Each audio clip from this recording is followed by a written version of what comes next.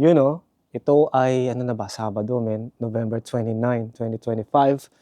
At magandang umaga, Winnipeg. Hey, ganda rito kay Mark. Nandito pa rin ako sa bahay nila Mark. Panalo dito, men. Alas 8 ng umaga ngayon, hinihintay ko lang magising si Mark. Nakiligo na rin ako dito. Hindi pa ako nakatawid ng PMB namin. Mamaya na lang. Nagkakape muna tayo.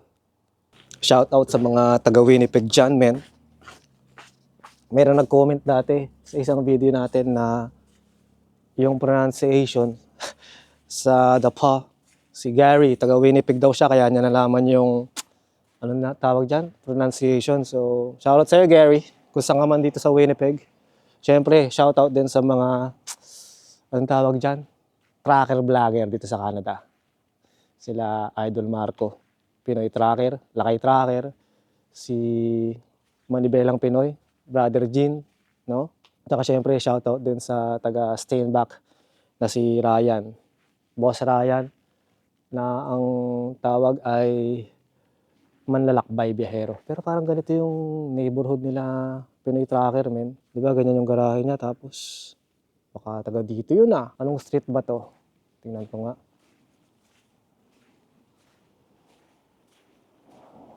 Tingnan natin yung pangalan ng street. Parang ganito nga yung neighborhood ni Idol. Ganda dito sa Winnipeg. Simple lang pamuhay. Walang pangalan ng street. Nandito sa kabila.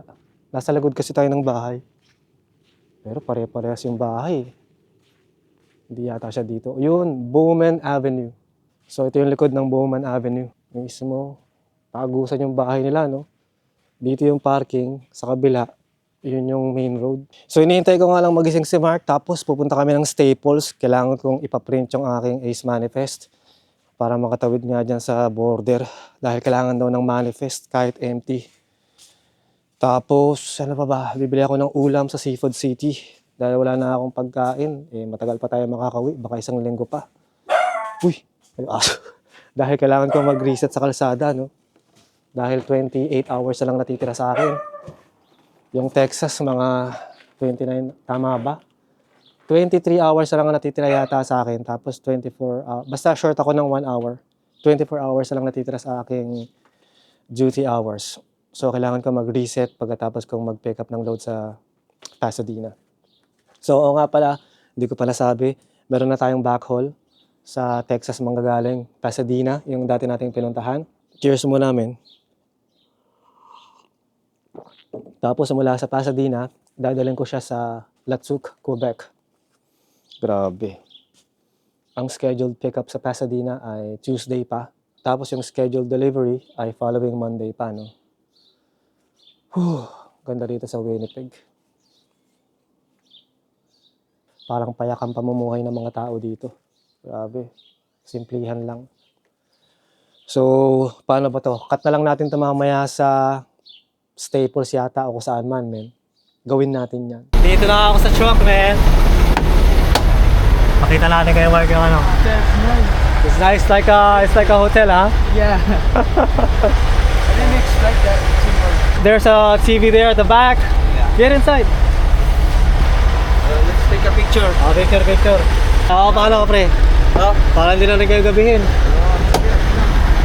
Pakita mo kay Macy, siya. Pakita mo kay Macy. Pasok ka. Okay lang, saluhin mo. Kunin mo yung kapatid mo. Basta na yung picture. Baka masakan yung gamit ni Tito na. Picture. Ito mo na sa akin. Wow! Ito naman. Are you driving, Tito? Ano? Yeah. Ano ba ito? Kay Tito daw. Smile. Yung sila, Zero. Pero parang iba-iba pala yung view pagka nandito ka sa taas. Oo, kitang-kita mo. Sobrang taas. Kitang-kita mo. Amazing. Di mo kaloy. Ito ay nahatak mo. Parang Siyempre. sa bahay. Sabi ko, ay Mark, hindi ako mapaniwala talaga kay Kaloy. Let's go. Okay ka na, Tito. Thank you, Tito. Teka, baka malaglag ka. Sasaluhin ko sa baba. Baka malaglag eh. na, baka malaglag. Dito. Ha? It's cold. Pre, thank you ah. Oh, thank you din, thank you. Ayos namin. Alis na tayo dito. Tapos na yung aking reset. 36 hours na ang nakalipas. Actually ngayon, 37 hours na. Kasi nag-pre-trip na ako. Pero anyway, Flying J dito sa Heavenly, Manitoba. Maraming salamat sa maayos, ligtas at mapayapang reset na binigay mo sa akin. Hey! So, pupunta na ako ng Pembina, North Dakota. Tatawid na tayo, men. Tapos, hindi ko alam kung hanggang saan tayo aabutin nito. So, gusto ko pala magpasalamat kay Paring Mark tsaka kay Maring Alex sa mainit na pagtanggap niyo sa akin dyan, men. Talagang nag-enjoy ako. Sobra. Nagbalik talaga kami sa buhay namin sa Saudi Arabia. Kaibigan ko yung mga yan sa Saudi Arabia pa, no? Ganda ng takbo natin ngayon, men. Empty. Walang kahirap-hirap si Pete. Mga 2,000 miles ba tayo? O 1,900 miles. Yung ating tatakbuhin na empty. Pero anyway, nandito ako ngayon sa perimeter highway na tinatawag. Highway 100 ng Winnipeg. Ito yung bypass ng Winnipeg ba? Tama ba? Hindi. 101 yata yung bypass. Pero itong Highway 100, ano na rin to, bypass kasi nga nasa perimeter siya ng Winnipeg. Pagkatapos na tong Highway 100, tutumbukin ko naman yung Highway 75. Hanggang makarating tayo ng Interstate 29, men. Dire-diretso na yon. So anyway, magdadrive muna ako.